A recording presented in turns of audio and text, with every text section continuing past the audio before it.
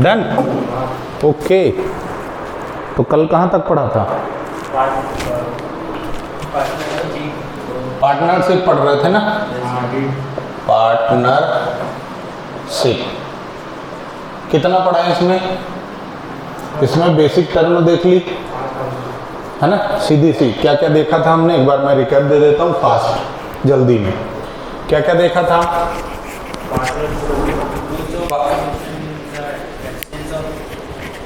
ये तो last point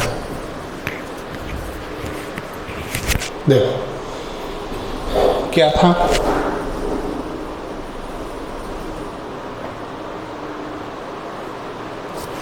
चलो, हमने पढ़ा पार्टनरशिप क्या होती है। दो या दो से ज्यादा लोग मिलकर बिजनेस करते हैं। दो या दो से ज्यादा लोग मिलकर बिजनेस करते हैं, है ना। मतलब मिनिमम कितने? दो लोग और मैक्सिमम कितने? 50। ये तुमको एग्जाम में लिखना है, ठीक है।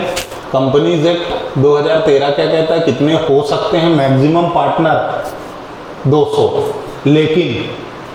लेकिन गवर्नमेंट चाहे तो इस नंबर को कम कर सकती है, बढ़ा नहीं सकती, कम कर सकती है। तो गवर्नमेंट ने जो नोटिफाई किया है वो कितना किया है? 100, ठीक है। हमको एग्जाम में क्या लिखना है ये, पर कभी किसी ने ज्ञान की घंटी बजाई तो उसको बताने का।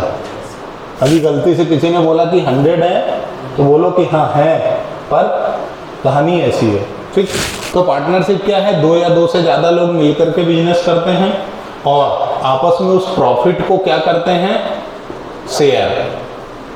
बिजनेस सारे चलाते हैं, जो उनके भरोसे पे कोई एक चलाता है, तो वो क्या है? पार्टनरशिप, ठीक। अब पार्टनरशिप करते करते उनके बीच में क्या होता है? एग्रीमेंट। जो एग्रीमेंट होता है वही क्या कहलाता है? Partnership deed.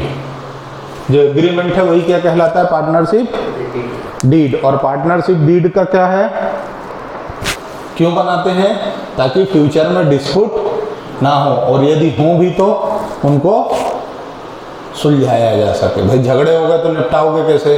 तो एक पहले से लिख लो, तो उसी को क्या बोला? एग्रीमेंट को पार्टनरशिप डीड बोला। उसमें 20-25 पॉइंट होते हैं, तुम अपने हिसाब से उसको एडजस्ट कर लो।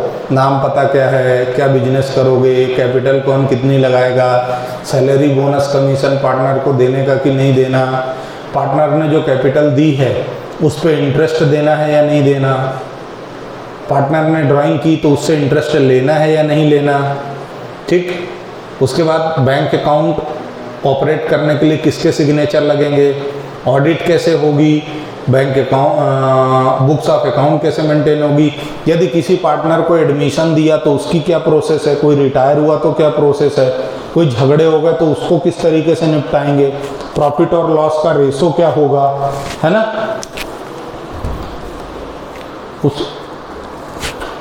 उस रूम में एक वो है साफ करने का,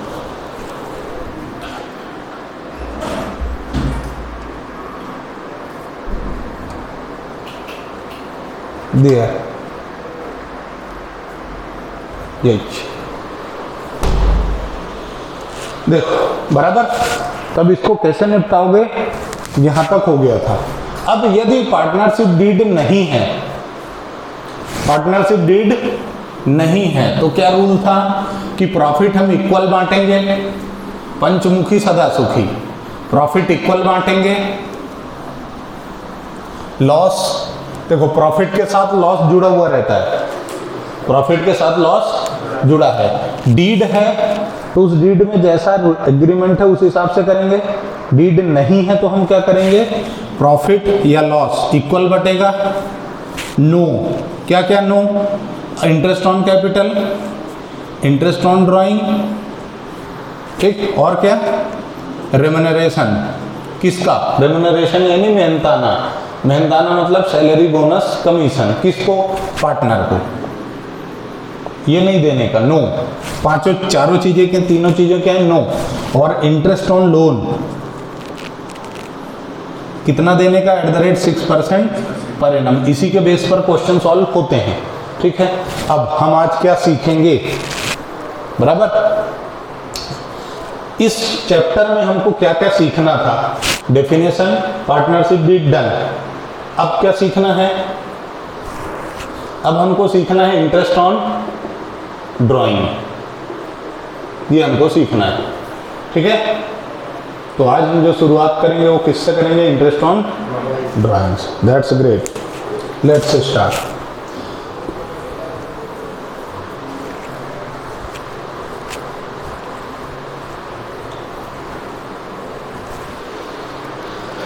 देखो हेडिंग दो, इंटरेस्ट ऑन ड्राइंग।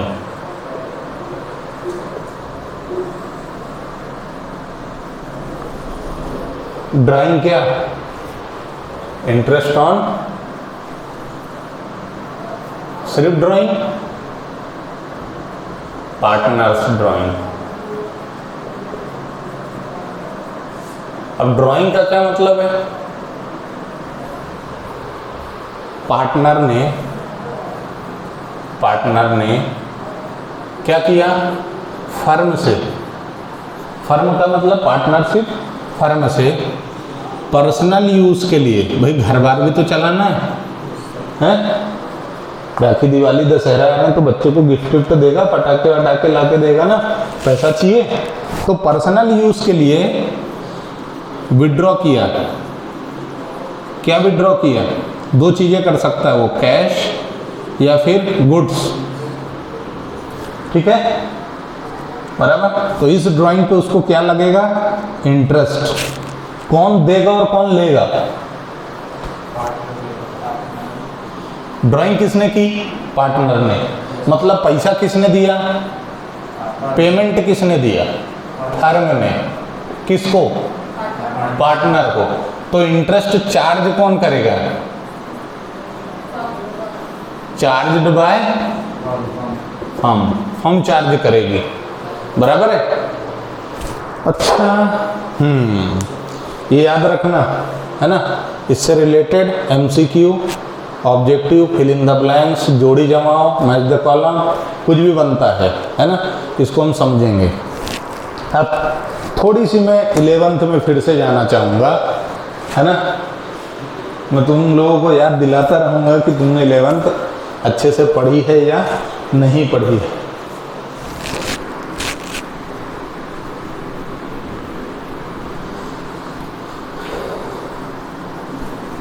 देखो, मेरे को एक चीज बताओ,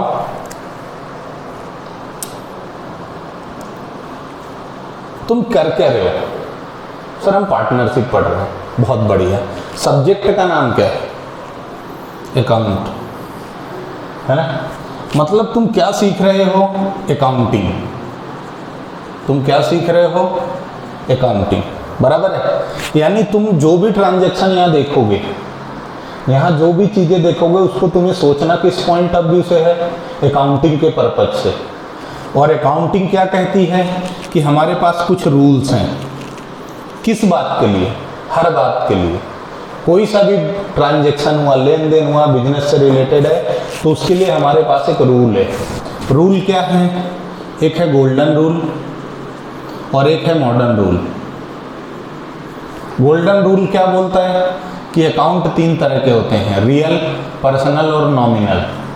मॉडर्न रूल जो है ये बात करता है एसेट, लायबिलिटी, कैपिटल, एक्सपेंस या लॉस, इनकम या गेन की, ठीक है। अच्छा, रियल अकाउंट क्या बोलता है? डेबिट करो और क्रेडिट करो, सभी बोलते हैं, चाहे रियल हो, पर्सनल हो, नॉमिनल हो। ये क्या बताता है? डेबिट करना और क्रेडिट करना है। अकाउंटिंग करते हैं तो हमें एक कॉन्सेप्ट यूज होता है जिसको हम बोलते हैं डुअल एस्पेक्ट कॉन्सेप्ट, जो तुम 11th में पढ़ते हो। ये क्या बोलता है? हर ट्रांजैक्शन के 2 इफेक्ट होंगे, एक डेबिट और दूसरा क्रेडिट, और दोनों क्या होंगे? इक्वल। डुअल एस्पेक्ट क्या बोलता है? हर ट्रांजैक्शन के 2 इफेक्ट होंगे, दोनों इक्वल होंगे, जितना डेबिट उतना ही क्रेडिट, बराबर। अब इसके लिए हम क्या करते हैं? रूल्स अप्लाई करते हैं कि क्या डेबिट करना और क्या क्रेडिट करना है ना।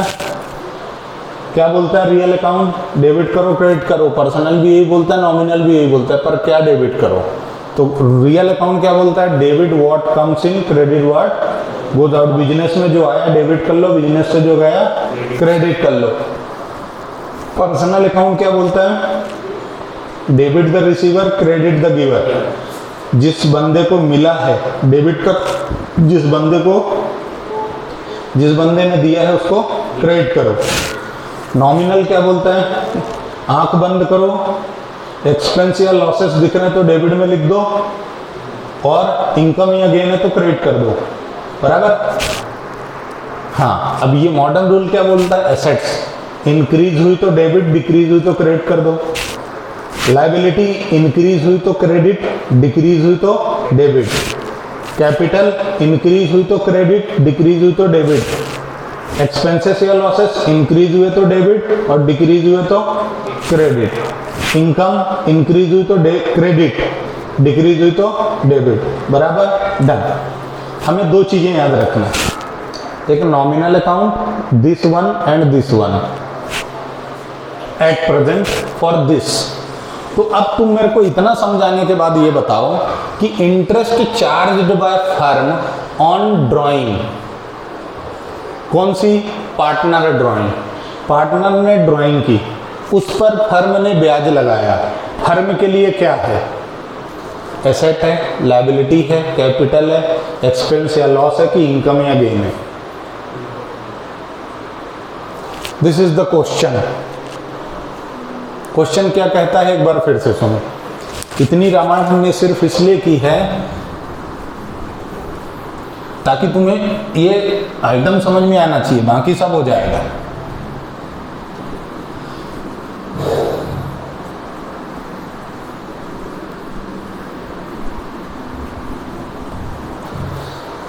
देखो, इंटरेस्ट चार्ज्ड, नोट जरूर कर लेना, charged by firm on partners drawing.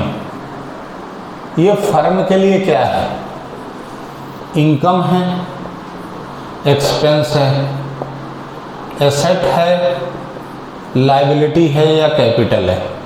What is this is, भाई एक वोट इनकम पे जाता है, बाकी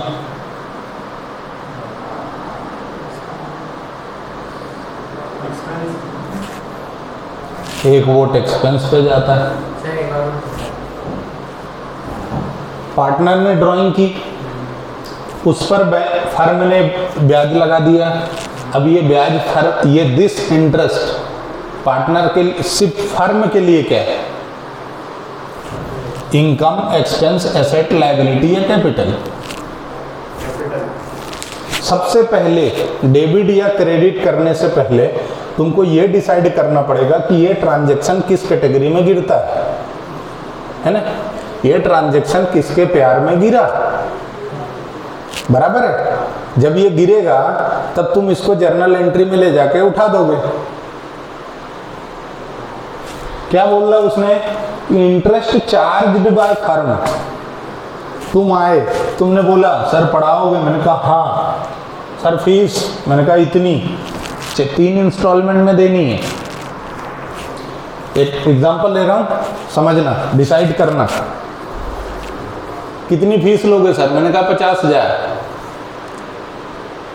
कैसे लोगे सर, इंस्टॉलमेंट 20 की और 10 की, 3 इंस्टॉलमेंट, ठीक है सर।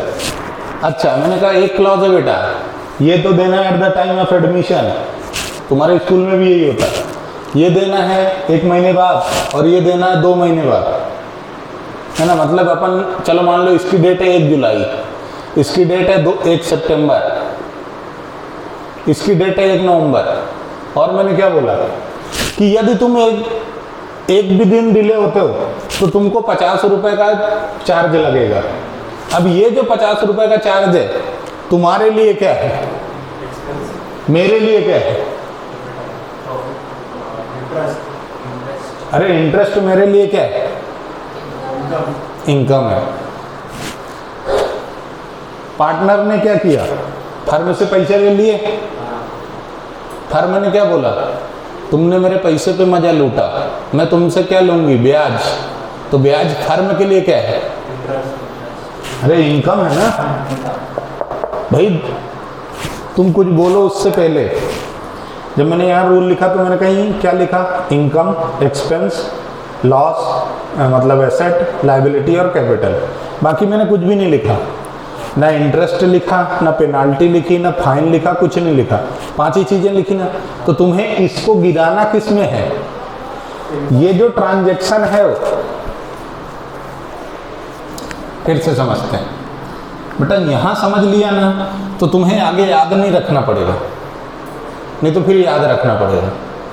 फिर से समझो, यहां तुमको तुरंत समझ में आ गया कि बाबा ये मोटा 50 रुपये ज़्यादा ले रहा है, मतलब ये इसकी कमाई हो गई, लूट रहा है हमको, लुटेरा ये नहीं, मैं दिल का बहुत अच्छा हूँ इसलिए मोटा हूँ। चलो देखो, मस्त रहता हूँ मैं, टेंशन लेने का नहीं। यहाँ तुमको समझ में आ गया, कमा लिए है ना, सर ने मेरे से 50 रुपये कमा लिए, मतलब सर की इनकम हो गई। तो यहाँ क्यों नहीं समझ में आ रहा था कि फर्म ने यदि पार्टनर की ड्राइंग पे इंटरेस्ट लगा दिया, मतलब फर्म ने पैसे कमा लिए, फर्म के लिए क्या है, इनकम है। एक चीज ये याद रखना, कोई सा भी चैप्टर हो अकाउंट का, उसकी अकाउंटिंग करने के लिए तुम्हें डिसाइड करना है कि वो ये पंचमुखी सदा सुखी में डिसाइड करना है। 5 चीजें हैं, asset, liability, capital, income, expense, ये 5 ही चीजें हैं। तुम जिस कैटेगरी में वो गिरेगा, जिसके प्यार में वो गिरेगा, वही रूल उसको उठाएगा। क्या समझे? वो ट्रांजैक्शन इन 5 कैटेगरी में से जिसके प्यार में गिरेगा, वही रूल उसको एंट्री उठाएगा। तो अब ये ट्रांजैक्शन किस रूप में गिर रहा है? ये क्या है? Income for firm, partnership firm, partnership firm के लिए इनकम है। एक्सपेंस फॉर पार्टनर्स, पार्टनर्स के लिए क्या है, एक्सपेंस है। यानी पार्टनर क्या होंगे, डेबिट, और फर्म क्या होगी, बराबर है। अब तुम्हें जर्नल एंट्री में दिमाग लगाना है क्या? फंडा समझ में आ गया ना? फर्म के लिए इनकम है, उठा के क्रेडिट कर दो। पार्टनर के लिए क्या करोगे, डेबिट करोगे। यानी किसी ने पूछा कि जर्नल एंट्री बताओ, तो तुम क्या बोलोगे, सर पार्टनर कैपिटल अकाउंट क्या होगी, डेबिट हो जाएगी, ठीक है, और फर्म क्रेडिट हो जाएगी, यानी प्रॉफिट एंड लॉस अकाउंट क्या होगा, क्रेडिट हो जाएगा। डन। एंट्री सोचने की जरूरत है नहीं। तो सोचना क्या है सर, ट्रांजैक्शन देखा तो पहले ये सोचो कि ये 5 में से किसके, और उसका रूल उठा के एंट्री मार दो। याद नहीं रखना, पिछले 2-3 सालों का एक ट्रेंड हो चुका है सीबीएसई का कि वो क्या करते हैं, जर्नल एंट्री पूछते हैं। क्यों? बच्चा लेजर पोस्टिंग बड़े आसानी से कर लेता है। मास्टर साहब सिखाते भी जर्नल लेजर ही है, अकाउंट बनाना ही मास्टर साहब सिखाते हैं, क्योंकि पहला जो ट्रेंड था वो जर्नल एंट्री नहीं पूछने का था। और बच्चे की यदि ये समझना है, सीखना, जर्नल एंट्री में ही दिक्कत जाती है बच्चे को। क्यों? लेजर पोस्टिंग आसान लगती, 11th क्लास में जर्नल एंट्री आसान लगती है, उसके बाद जीवन पर्यंत लेजर पोस्टिंग अच्छी लगती है। कुछ मामला ऐसे समझो कि जब तक ब्याह नहीं होता तब तक बहुत अच्छा लगता है, और जैसे ही ब्याह होता है ना तो कहानी खत्म टाइप हो जाती है। तो जब तक 11th में हो तो तुमको अरे यार लेजर का कितने डंडे हेडने पड़ते हैं यार, बहुत डंडे खींचने पड़ते हैं, डेट, पर्टिकुलर, एलएफ, अमाउंट, कितना छोटा छोटा बनता है। एक जर्नल दे दिया तो 10 ट्रांजेक्शन दे दिए तो 15 तो लेजर बन जाते हैं। मत करो, छोड़ दो। लेकिन उसके बाद लेजर आसान हो जाता है, क्योंकि उनके फिक्स फॉर्मेट होते हैं। तुम P&L एप्रोप्रिएशन अकाउंट बनाओगे, फिक्स फॉर्मेट है, कैपिटल अकाउंट बनाओगे, फिक्स फॉर्मेट है, उतनी ही चीजें आती हैं, तो तुम्हें याद हो जाता है। पर जर्नल की बात करो तो, और पेपर उठा के देख लो सीबीएसई का पिछले 2-3 सालों का, तो वो हद से ज्यादा जर्नल एंट्रियां पूछता है। धीरे धीरे एमपी बोर्ड ने, स्टेट बोर्ड ने भी यही शुरू कर दिया जब से सिलेबस सेम हुए दोनों के, है ना। पर एमपी बोर्ड की कहानी अलग है, उसकी बात हम एग्जाम के 2 महीने पहले करते हैं कि क्या करना है उसमें, है ना। अभी तो बस कॉन्सेप्ट सीखने का। हाँ, अच्छे से कॉन्सेप्ट सीख लो, कॉन्सेप्ट बन गया तो टेंशन नहीं रहेगी। याद ज़्यादा रखने की ज़रूरत नहीं है, बराबर है। तो तुम क्या करोगे, अब सिर्फ एक ही चीज़ ध्यान में रखना कि हम ट्रांजैक्शन देखेंगे तो पहले ये सोचेंगे कि ये 5 चीज़ें हैं, 5 में से ये किसके गिरा, है ना। हाँ, डैश गिरा, जिसके डैश गिरा वही रूल इसको उठाएगा, यानी जर्नल एंट्री उस रूल पे करनी है। हमको ये समझ में आया कि ड्राइंग पर जो इंटरेस्ट है, फर्म के लिए इनकम है, यानी फर्म क्रेडिट होगी प्रॉफिट एंड लॉस के नाम से, पार्टनर डेबिट होगा कैपिटल के नाम से। तुमने लेजर पोस्टिंग जब की तो तुमने उसमें ये सीखा होगा कि तुम जिस चीज़ का लेजर बनाते हो कभी उसमें उसका नाम नहीं आता। जब 11th क्लास में ये सीखा होगा लेजर बनाना, तो ये सीखा होगा कि जिस आइटम का लेजर बना रहे हो कभी भी उसमें उसका नाम नहीं आता, है ना, हमेशा पड़ोसी का नाम आता है। और ऐसे ही ऐसा क्यों है, तो 11th क्लास में एक प्रिंसिपल्स और कॉन्सेप्ट्स नाम का चैप्टर है, तीसरा चैप्टर, उसमें तुमने बिजनेस एंटिटी कॉन्सेप्ट पढ़ा होगा। वो क्या कहता है कि बिजनेस और बिजनेसमैन दोनों क्या होते हैं, सेपरेट होते हैं, दोनों की बुक्स अलग मेंटेन होती। तो बिजनेसमैन हमेशा किससे रिप्रेजेंट होता है, कैपिटल से। ऐसे ही पार्टनर भी किससे रिप्रेजेंट होता है, पार्टनर कैपिटल से, बराबर है। पार्टनर किससे रिप्रेजेंट होता है, पार्टनर कैपिटल से, बराबर। चलो, इतनी बातें करने के बाद हम आगे चलते हैं। रिकॉर्डिंग चालू थी कि नहीं चालू थी? 10-15 मिनट की मेहनत चली जाए। देखो अब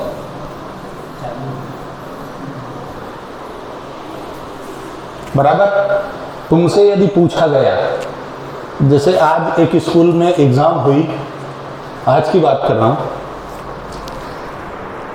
उसमें यही पूछा गया कि इससे एक आइटम दे दिया उन्होंने कि ये डेबिट होगा कि क्रेडिट होगा। बच्चे का रिप्लाई था जो नहीं होना चाहिए, वो रिप्लाई था। उसको समझ नहीं आया कि ऐसा क्यों है। तुमको समझ में आना चाहिए, बराबर है। हमने 15 मिनट खराब किए हैं, ये समझ में आना चाहिए कि इसकी एंट्री कैसे होगी। अब इसका हम क्या सीखते हैं,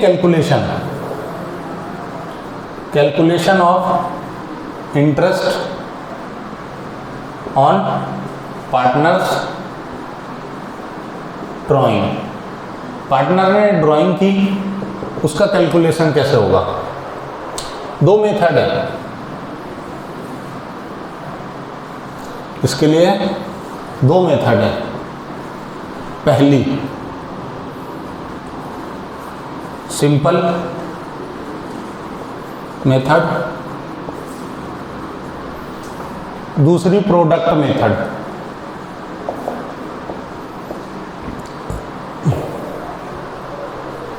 पहली है सिंपल मेथड और दूसरी, इनके कुछ दूसरे नाम भी आते हैं, हो सकता है हो, पर अपने क्या करना, अपने को तो बस ये आइडेंटिफाई करना है कब कौन सी लगेगी। बुक्स में मत ढूंढना कहाँ क्या लिखा है, कोशिश मत करना फिलहाल एट प्रेजेंट, है ना। बस अच्छे से ये समझ लो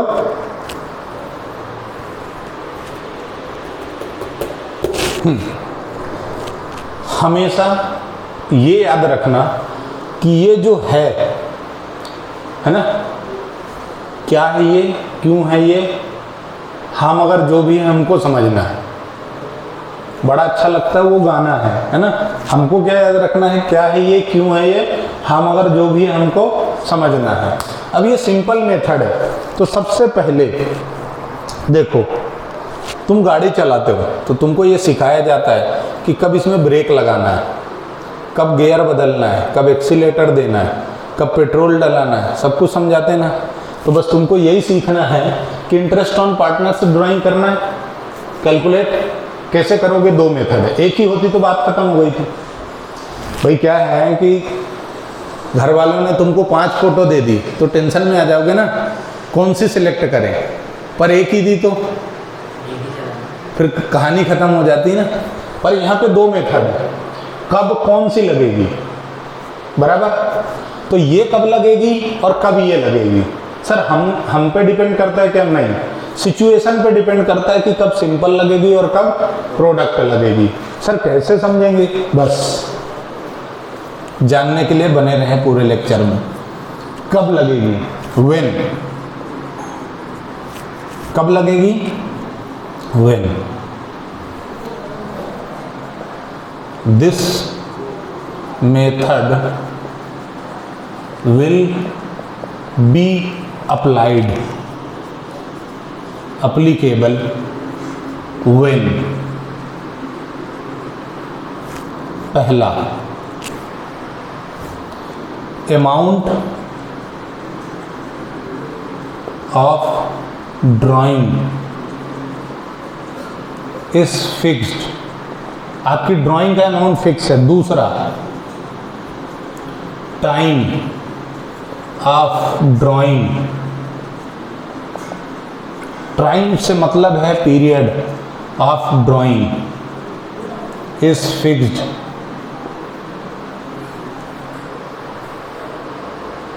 दो चीजें फिक्स होना चाहिए, बोथ द कंडीशन सेटिस्फाई होना चाहिए, तो ये मेथड लगेगी। क्या क्या फिक्स होना चाहिए, कब निकाला, कितना निकाला, दोनों चीजें फिक्स होना चाहिए। सर नहीं आ रहा समझ में, कोई बात नहीं, ऐसा समझो तुमने डिसाइड कर लिया कि सर हम महीने की पहली तारीख को ड्राइंग करेंगे, हर महीने की पहली तारीख को 5000 ड्राइंग करेंगे, सिंपल मेथड लगेगी। सर हमारा जब मन होगा निकाल लेंगे, जब जरूरत महसूस होगी निकाल लेंगे, प्रोडक्ट मेथड लगेगी। जहां पर ये अमाउंट कब और कितना, कब और कितना फिक्स है तो सिंपल, नहीं तो सर हम इसमें प्रोडक्ट लगा सकते हैं क्या, दिस इज ऑलराउंडर, कहीं पे भी लगा दो इसको, लेकिन गधा माली हो जाएगी, मेहनत बढ़ जाएगी। दिस मेथड इज ऑलराउंडर, मतलब ये है हर जगह अप्लाई, तुम उस पर भी लगा सकते हो ये, बस सिर्फ क्या है कैलकुलेशन बढ़ जाएगा। सिंपल मेथड लगाओगे डायरेक्ट आंसर आएगा, बराबर है। कब लगाओगे ये, कब और कितना, जब इस बात का तुमको जवाब मिल जाए फिक्स टर्म में तो कौन सी लगा दोगे, सिंपल। अदरवाइज ये तो है ही सही, ये तो प्रभु है, अंतिम रास्ता है ये, आखिरी, बराबर। अच्छा तो सर ये कब लगेगी, जब ये फिक्स ना हो, मतलब ड्राइंग कब करोगे ये फिक्स ना हो और अमाउंट कितना विड्रॉ करोगे ये फिक्स ना हो तो प्रोडक्ट मेथड लगे, बराबर है। चले आगे, नोट कर लिया, नहीं किया तो कर लेना, और अभी नहीं कर पाए हो तो वीडियो देखते देखते बाद में कर लेना, पॉज कर करके हटा दूं।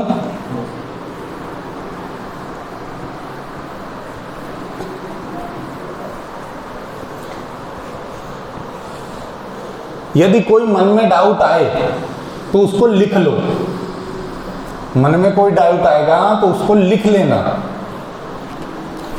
है ना। फिर जब मैं पूछूंगा कि अब डाउट पूछो या मेरे को मैसेज कर दो तो मैसेज कर देना, पर ऑन द स्पॉट नहीं पूछना, या तो फिर हाथ खड़ा करना कि हो, बराबर है। क्या कि यदि तुम बीच में पूछ लोगे तो जो रियल कॉन्सेप्ट डिलीवर करना है मेरे को वो फिर मिस हो जाता है। तो सबसे पहले शुरुआत करते हैं किससे, सिंपल मेथड से। काय के लिए, अब आज से मैं इसको बोलूंगा आयोडीन, आयोडीन नमक, ठीक है। तुम एग्जाम में पूरा लिखोगे, छोटा नहीं लिख सकते, शॉर्टकट यूज नहीं होगा, ठीक है, बराबर। इंटरेस्ट ऑन ड्राइंग आईओडी मैं लिखूंगा, पर तुम एग्जाम में शॉर्टकट अलाउड नहीं होता, ये ध्यान रखना। पहला, इसका फार्मूला क्या है, फार्मूला क्या है, total drawing during the year, total drawing during the year, ठीक है। साल भर की तो पहले मेरे को लिख लेने दो, क्योंकि स्पेस कितनी लगेगी उसके बाद डिसाइड करना, इनटू मल्टीप्लाई साल भर की drawing multiply rate of IOD, interest on drawing का रेट क्या है, into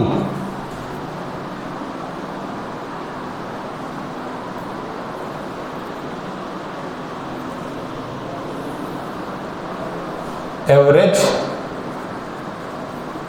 period divided by 100 into 12. This is complete formula. फिर से total drawing during the year into rate of interest of drawing into average period divided by 100 into 12. बराबर। अब जो कहानी है वो यहां है।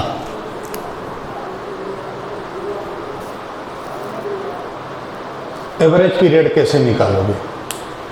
तो अब फार्मूला लिखो, एवरेज पीरियड का फार्मूला ले। क्या फार्मूला है? Time left after first drawing plus time left after last drawing divided by 2, time left after first drawing plus time left after last drawing divided by 2। ये formula होता है average period का। Sir apply कैसे करेंगे? Note कर लो, फिर applicability भी देखते हैं।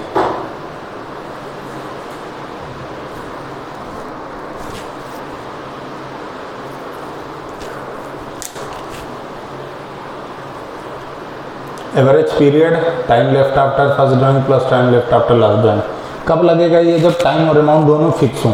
अब टाइम और अमाउंट कैसे फिक्स होंगे ये समझते हैं हम। बहुत सारे टीचर इसको याद करा देते हैं कि याद कर लो क्योंकि टाइम पीरियड फिक्स होता है ना। पर समस्या वहाँ आती है जब ड्यूरेशन 12 मंथ की जगह 6 महीने की हो जाए या 8 महीने की हो जाए या 9 महीने की हो जाए, तो फिर ये फार्मूला लगाना ही पड़ता है। तो ड्यूरेशन आपकी जो फिक्स होती है वो होती है मंथ में,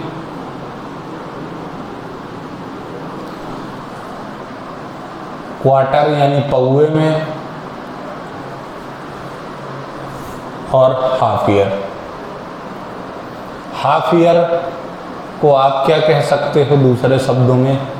सेमी एनुअली, है ना।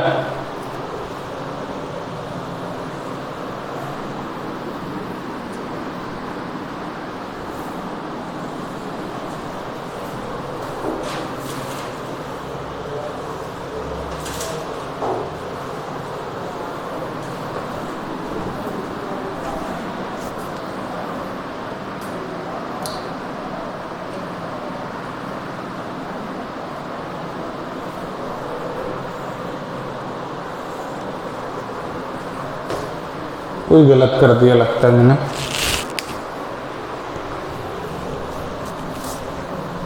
वो ऊपर वाला नोट करते रहो, मैं बताता हूँ।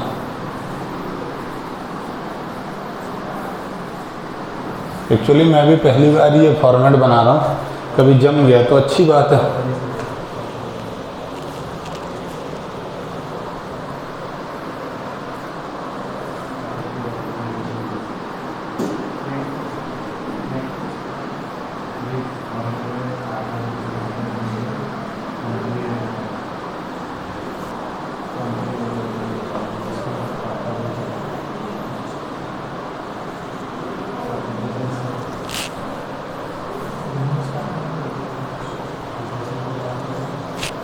ठीक है,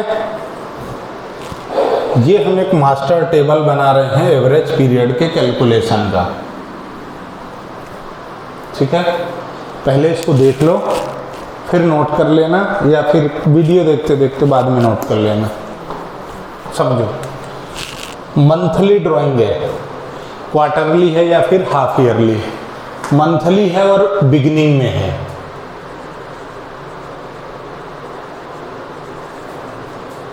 ईच मंथ या फिर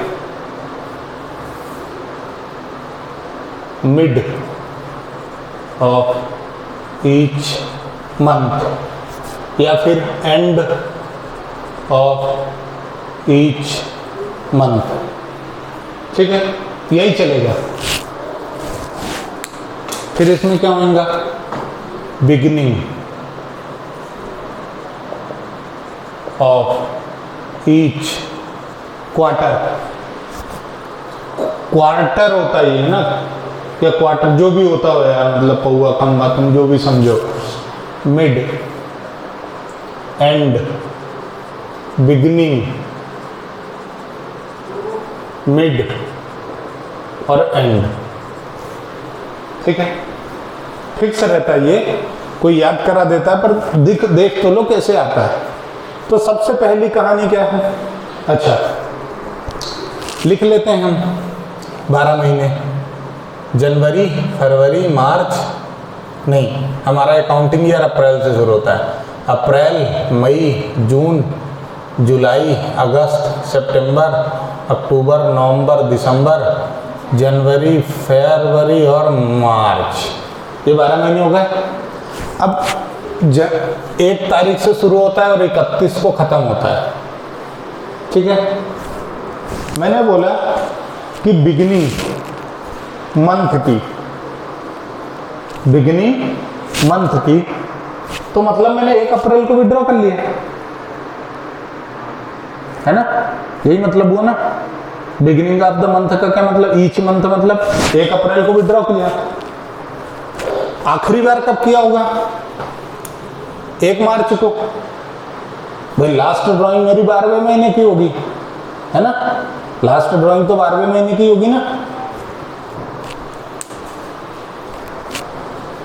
time left after first drawing, पहली बार ड्राइंग करी 1 अप्रैल को, कितना टाइम बचा है, पूरा साल भर, पूरा साल भर बचा है ना, यानी कितना बचा, 12 महीना plus time left after first last drawing, आखिरी बार कब ड्राइंग करी, 1 मार्च को, कितना टाइम बचा, 1 महीना, यानी यहां क्या आ गया 1 डिवाइडेड बाय 2, बराबर।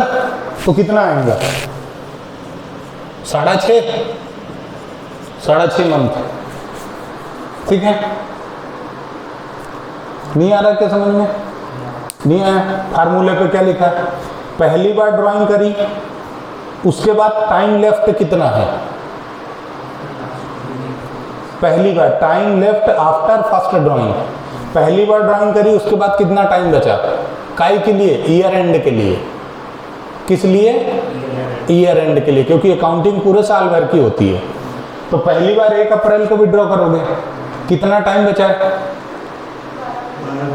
कुल 12 महीने plus time left after last drawing, आखिरी ड्राइंग कब करोगे, आखिरी महीने की 1 तारीख को। तो जब 1 तारीख को ड्रॉ कर लिए तो महीना तो पूरा बचा है ना, यानी कितना महीना बचा, 1 महीना। तो कितना हो गया ये 13/2, 13/2 हो गया, यानी 6.5 आ गया। अब मिड की बात मैं अंत में करूंगा, पहले एंड की बात करते हैं। ठीक है, drawing eight the end of each month.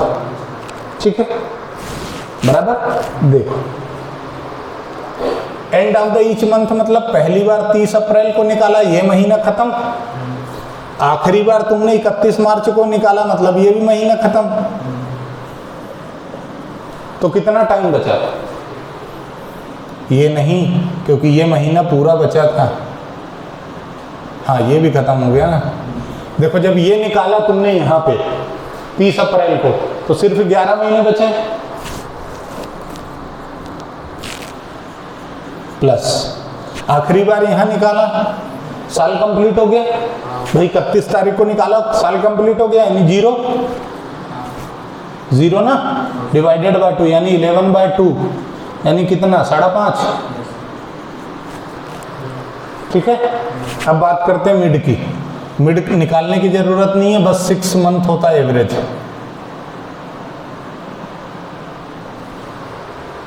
ठीक है, कैसे होता है, और वो सब में ही होता है 6, हर मिड में 6 ही आएगा। कैसे देखो, पहली बार ड्राइंग कब करोगे? 15 मार्च को, 15 अप्रैल को मिड है ना, 15 अप्रैल को। तो कितना टाइम बचेगा? 15 दिन गए, यानी कितना बचा है? 11.5 है ना, 11.5 महीने बचे। मंथ में बात करना है, बराबर। प्लस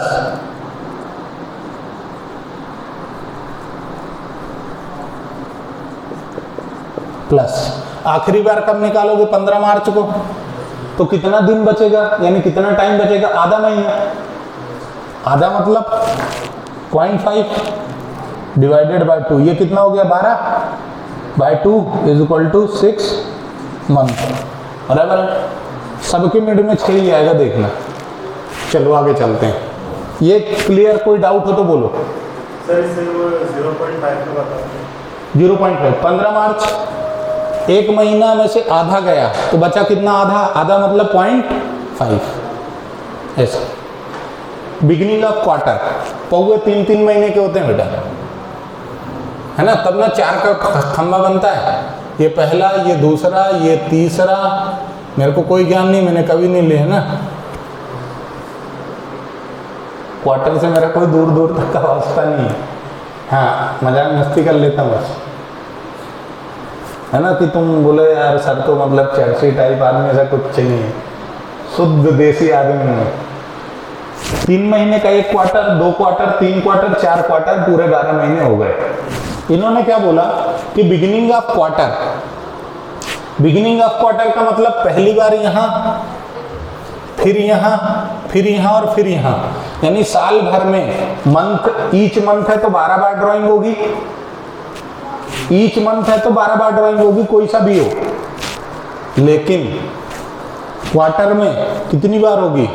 4 ही बार होगी, ये ध्यान रखना, बराबर है। फिर से बोल रहा हूं कि क्वार्टर होगा तो कितनी बार ड्राइंग होगी? 4 बार। अब मैं तुमसे पूछूंगा, जब मैं क्वेश्चन कराऊंगा ना, तब जरूरत लगेगी इस 4 की। इस 4 की जरूरत तब लगेगी, तब मैं पूछूंगा। अभी तो यहाँ समझो। तो पहली बार ड्राइंग 1 अप्रैल को हुई, उसके बाद कितना टाइम बचा? पूरा 12 महीना। भाई 1 अप्रैल को भी ड्रॉ कर लिया तो ये 3 महीने, 3 महीने, 3 महीने, 3 महीने, पूरे 12 महीने। यानी मैं क्या टाइम लिखूं? 12 प्लस, ऐसा ही लिखूं ना, है ना। आखिरी बार कब निकाला होगा? 1 जनवरी को, है ना। कितना टाइम बचा? 3 महीना। 3 डिवाइडेड बाय 2, 15/2 यानी कितना आया? 7.5। ठीक है, बराबर। कोई डाउट? No, yes. अब एंड ऑफ ईच क्वार्टर, यानी 30 जून, 30 सितंबर, 31 दिसंबर और 31 मार्च। जब आपने पहली बार ड्राइंग करी तो ये 3 महीने गए, फिनिश। कितना टाइम बचा? 9 मंथ। प्लस आखिरी बार जब आपने ड्राइंग करी तो ये भी कहानी खत्म हो गई, यानी यहां क्या है? 0 divided by 2, 9/2 is equal to 4.5। ठीक है, बराबर। ठीक, आगे बढ़े। देखो बहुत बढ़िया। आखिरी बार ड्राइंग कब करोगे? 31 मार्च को, और 31 मार्च ही क्या है? साल कंप्लीट होने का आखिरी दिन, है ना। यानी कि अब कोई टाइम नहीं बचा, साल कंप्लीट हो गया, इसलिए 0। ठीक है, 9। तो 30 जून को निकालोगे तो अप्रैल, मई और जून कंप्लीट। अब ये टाइम बचे हैं क्या? ये तो गए, बचे कितने हैं काउंट कर लो, 9 महीने बराबर। अब हम बात क्या करते हैं मिड की, mid of the each quarter. Mid of the each quarter मतलब 15 मई,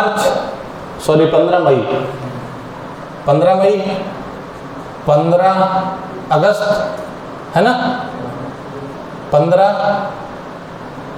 नवंबर दिवाली है, और वहां पर बहुत जरूरत पड़ती पैसे की इस दिन, है ना, पैसे की जरूरत रहती ना सब, महापर्व है ना। चलो देख, तो 15 मई को जब आपने ड्राइंग की पहली बार, तो आपके अप्रैल का पूरा महीना गया, मई का आधा महीना गया, यानी कितने महीने कम हो गए, 1.5 महीने, 1.5 मंथ कम हो गए। तो बचे कितने, 1 2 3 4 5 6 7 8 9 10 ये और आधा ये, यानी कितना, 10.5।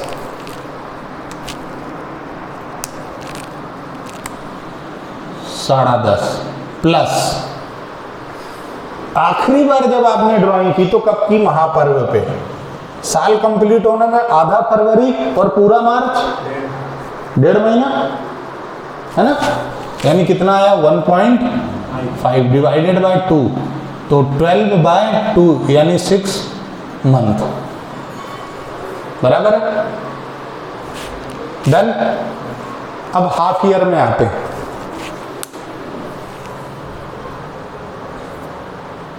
टाइम कितना भी लग जाए बस बेस क्लियर हो जाना चाहिए, तो क्वेश्चन करने में टाइम नहीं लगेगा फिर,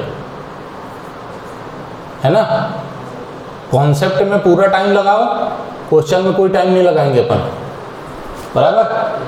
चल, अब हाफ ईयरली ड्राइंग है बिगिनिंग में, तो हाफ ईयर अद्धे तो 2 ही होते हैं, यहां से डिवाइड हो गया, है ना। आपने ड्राइंग करी बिगिनिंग में, मतलब वही 1 अप्रैल, पूरा साल बचा है, यानी बिगिनिंग में सर हमको समझ में आ गया पूरा ही 12 बचता है ना।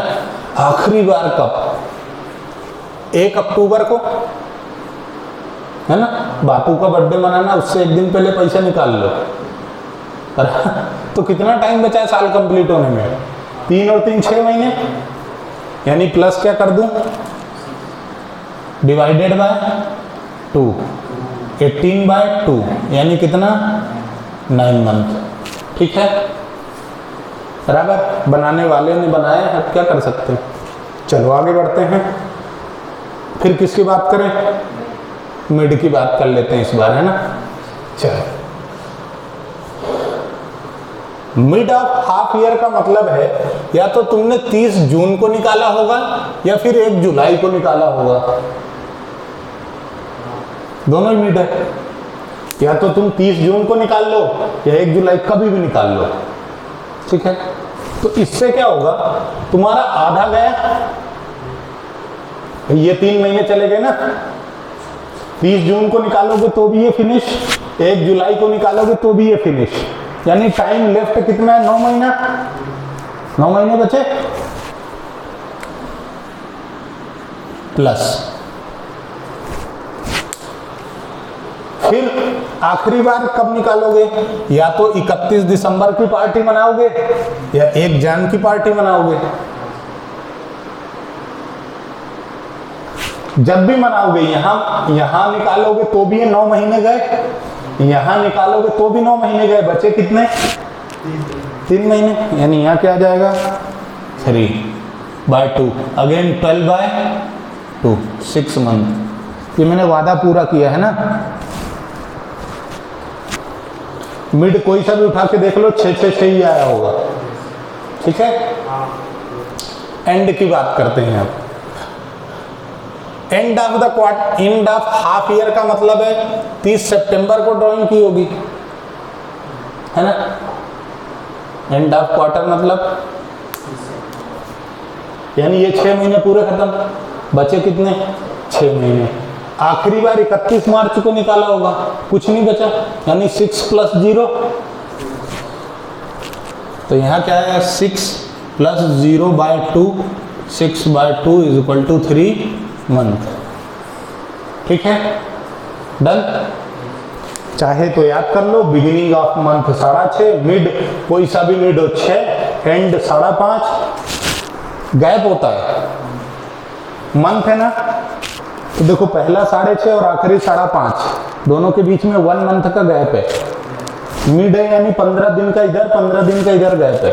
6 में 15, 6.5, 6 में 15 माइनस करो तो 5.5 है ना। फिर यहाँ पौए में क्या है, 7.5 और 4.5, 3 महीने का एक पौआ होता है, एक क्वार्टर, तो 3 महीने का गैप है। और हाफ ईयर में 6 महीने का होता है, तो 9 और 3, 6 का गैप है। ये तो कहानी साल भर के लिए थी, ये कहानी कभी 6 महीने की हो जाए तो फार्मूला ये वाला यही लगेगा, बस ये पीरियड बदल जाएंगे, एवरेज पीरियड बदल जाएगा। यहां तो 12 ही आएगा, यहां 12 ही आएगा, ये ध्यान रखना। ठीक है, ये फार्मूला बनाने वाले ने क्या बनाया है, नोट करना है कर लो, नहीं करना बाद में करते रहना, कोई दिक्कत नहीं है। ठीक है, मैंने कैलकुलेट करके बता दिया कि कैसे ये महीना आता है। ठीक है, अब अपन आगे चलते हैं। इंपॉर्टेंट है, लगता है कैलकुलेशन में।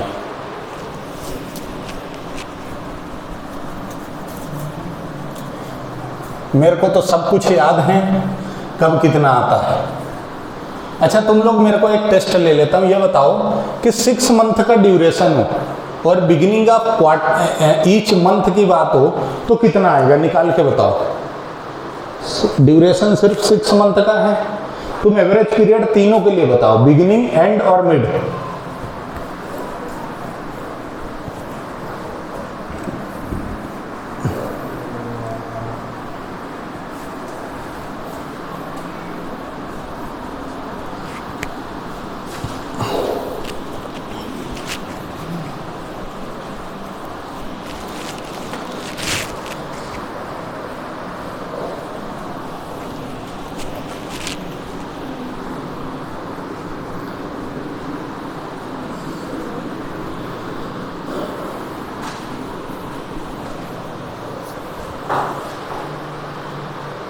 सर 4.5, 3.5 और 3,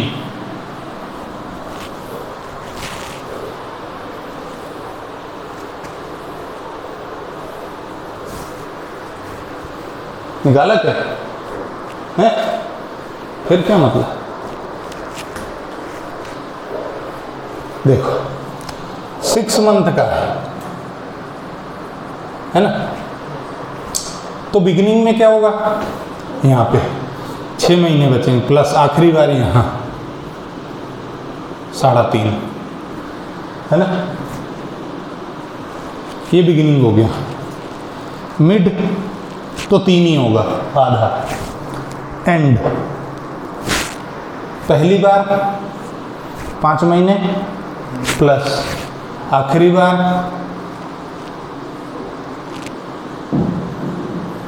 महीना था ना, इसलिए 1 मंथ का गैप है। 15 दिन इधर प्लस 15 दिन इधर माइनस। ठीक है, एग्जाम वाला जो मजे के मूड में होता है तो यही करता है, 6 महीने का दे देता है। अपनी आदत रहती 6.5, 6, 5.5, 7.5 अपन दिए जाते हैं बिल्कुल। ठीक है, अब मैंने तुम्हें क्वार्टर में क्या बताया था, 4 बार ड्राइंग होती है, मंथ में 12 और हाफ ईयर में 2। ठीक है, अब क्वेश्चंस देखें, है ना, क्वेश्चन देखने पड़ेंगे अब, तब तो समझ में आएगा। देखो question, calculate interest on drawing in the following cases। नीचे लिखे केसेस में इंटरेस्ट ऑन ड्राइंग कैलकुलेट करके बताओ। Interest at the rate 9% per annum, case 1, drawings were made at the end of each quarter, rupees 3000. Second, case 2,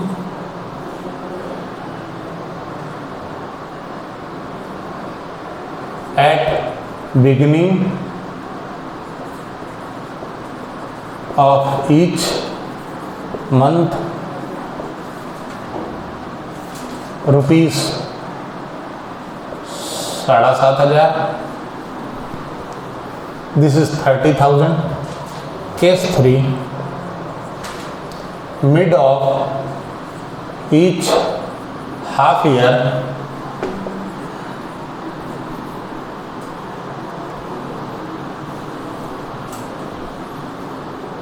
rupees 40,000 drawn by partners at each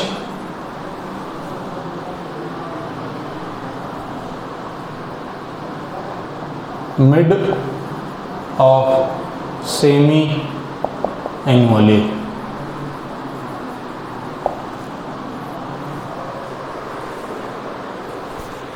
तीन case हैं, तीनों case में interest on drawing calculate करके बतानी है।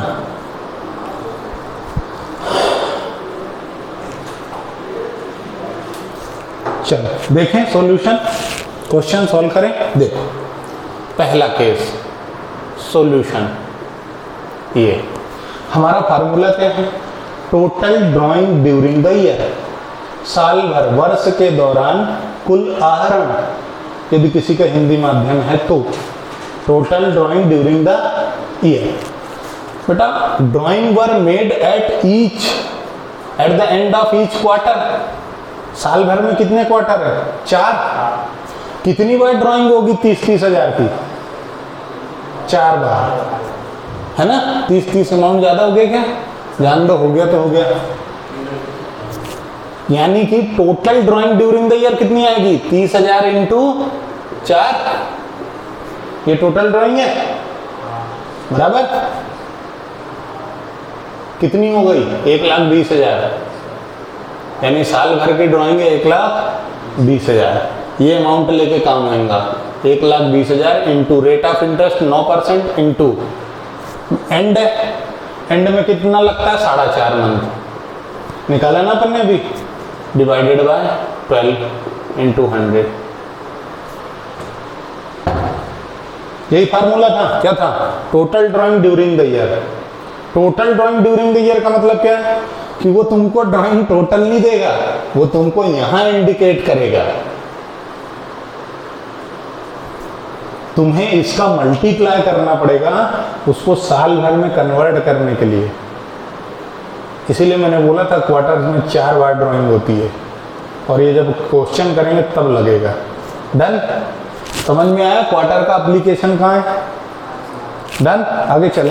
देखो अब क्या करोगे, 2 जीरो से 2 जीरो का मर्डर, यहां से यदि ये दशमलव हटाओगे तो यहाँ 0 लग जाएगा, ये 0 से ये 0 भी गया, और अभी ये क्या हो गया है 45 बराबर। अब देखो यदि हमने इसको काट दिया 3 से, नहीं 3 से क्यों काटोगे, इसको इससे उड़ाओ, 10 बचा ना सीधा, है ना। 10 इंटू ये 4.5, मतलब अब ये क्या हुआ 4 बचा क्या, 10 इंटू 9 इंटू 45 बराबर है। देखो अब इसका गुणा इसमें करो तो कितना होगा 4.5, है ना। और यहाँ पे क्या है 9, है ना। समझना, घबराने का नहीं, बहुत बढ़िया शॉर्टकट देता हूँ कैलकुलेशन का, 12th तक मैंने पीसीएम से पढ़ी है, मैं साइंस कॉमर्स बैकग्राउंड का टीचर नहीं हूँ, है ना। 12th क्लास में मैथमेटिक्स, केमिस्ट्री और फिजिक्स तीनों में डिस्टिंक्शन है मेरे को, सेल्फ स्टडी से, है ना। मतलब डिस्टिंक्शन मतलब 75 नंबर से ऊपर है। केमिस्ट्री में डर लगता है, केमिस्ट्री में मेरे को 75 में से 70 मार्क्स थे। ये मेरा अचीवमेंट है लाइफ का। चलो देखो, समझना। सर आपने 9 में क्यों गुणा नहीं किया? कैलकुलेशन लेंदी हो जाएगा। तुम 90 का 45 में करोगे, समझ नहीं आएगा। तो हमेशा है ना, कोशिश करो छोटा हो जाए मामला। इसका यहाँ कर दिया, 0 ही तो बनाना था, 4.5 हो गया। अब यहाँ कितना है? 9। तुम गुणा करो 450 में, तुम गुणा करो 10 का। आसान है। अब कितना कम है? 1 ही कम है ना। देख 9 का गुणा करना है, यानी 10 से 1 कम है, यानी कि एक बार 450 नहीं आएगा। तो तुम क्या करो, 4,500 में से, भाई देखो 10 का गुणा किया तो 4500 आया। ये 10 बार गुणा करने में आया, पर मेरे को कितनी बार करना है? 9 बार। यानी मैं क्या करूं, एक बार 450 इसमें से हटा दूं, तो बचा कितना? 4050। गुणा करके देख लो।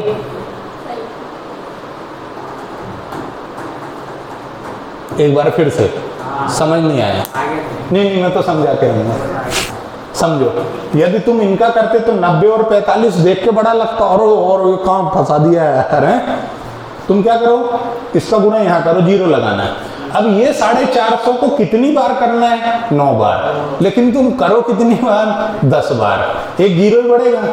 अब देखो कितनी बार करना था? 9 बार। यानी हमने एक बार ज्यादा कर दिया, तो बस 4.5 माइनस कर दो। 4.5 माइनस कर दोगे तो तुम्हारा आंसर मिल जाएगा। कुछ नहीं करना। यहाँ कितना आ जाएगा? 4050। करके देख लेना। अब हम बात करते हैं इसकी। Case 2, beginning of each month. यानी तुम्हारी ड्राइंग कितनी हो गई टोटल? इंटू 12, है ना। सर फिर से मल्टीप्लाई से तो डर लगता है, इसीलिए तो मैथमेटिक्स नहीं लिया। बहुत आसान है, बहुत आसान है। कैसे? 2 हटा दो, कितना बचा? कितना होता है?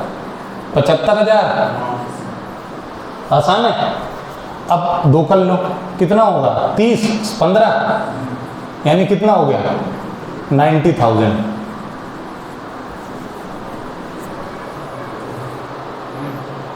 है ना, आसान है। फिर चलो, ये total drawing during the year कितनी हो गई? ये सॉल्यूशन इसका है ना, इसलिए इसके पास में कर रहा हूं। इनटू रेट क्या है? 9%। इनटू बिगिनिंग है ना 6.5, 100 इंटू 12। हमने सिद्धांत बनाया, हम दशमलव नहीं लेंगे, हम 0 लगा देंगे। अब 3 0 से 3 0 को निपटा दिया हमने। इस बार बताओ, देखते हैं अब क्या है। ये 12, ये 9 और ये 90। अब क्या, यदि इससे काटा तो ये 3 बार और ये 4 बार। अब नहीं कटेगा? कटेगा। कद्दू कटेगा तो सब में कटेगा। ये 90 कट जाएगा। जब तक आखिरी में इवन नंबर है, कटने का पूरा चांस है ना। तो बस काट दो, 4 से काट दो। 45 क्या होता है? आधा। 45 क्या होता है? आधा। और 45 का आधा, क्योंकि यहाँ 4 है, तो 45 का आधा 22.5, 22 पॉइंट। सर फिर दशमलव, इसी से तो डर लगता था। हटा देना बेटा, तो नीचे क्या आ जाएगा? 10। यानी बचा क्या? 225 इंटू 3 इंटू 65 डिवाइडेड बाय 10। जो भी आएगा पीछे दशमलव लगा दें एक एक नंबर के बाद, है ना। तो अब करो, अब क्या करोगे? 225 में 3 का गुणा करो। ऐसे मत करो। 225 इंटू 2 करोगे तो 4.5, है ना। और 4.5 में एक बार और 225 जोड़ दो, 675। 675 इंटू क्या करना है? 65। है ना। अब सारे गणित खेल हैं, ट्रिक हर जगह नहीं लगता, अब तो गदान माली करनी पड़ेगी, है ना। लगा तो सकता हूँ, लगाऊंगा नहीं, सारा टैलेंट एक दिन में नहीं दिखाना बेटा, है ना। नहीं तो तुम बोलोगे झांकी जमा रहे सर।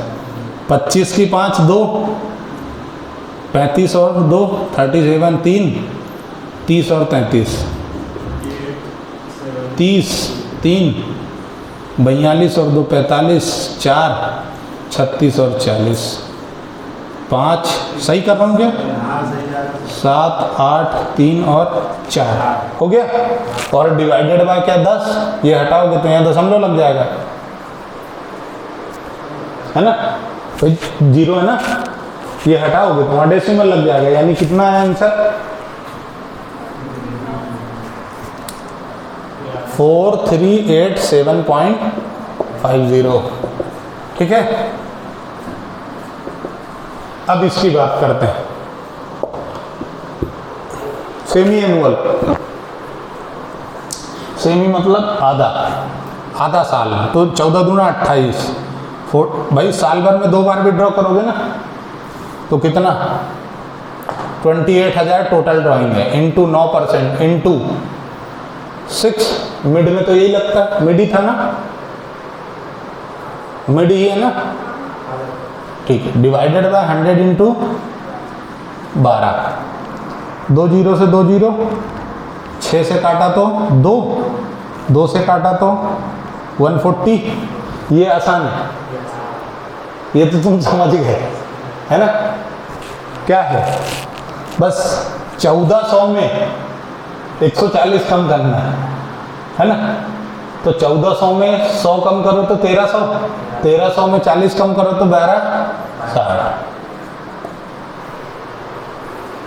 ठीक है, खत्म करें आज। Is it okay? या लेट्स फिनिश। चलो बंद कर दो।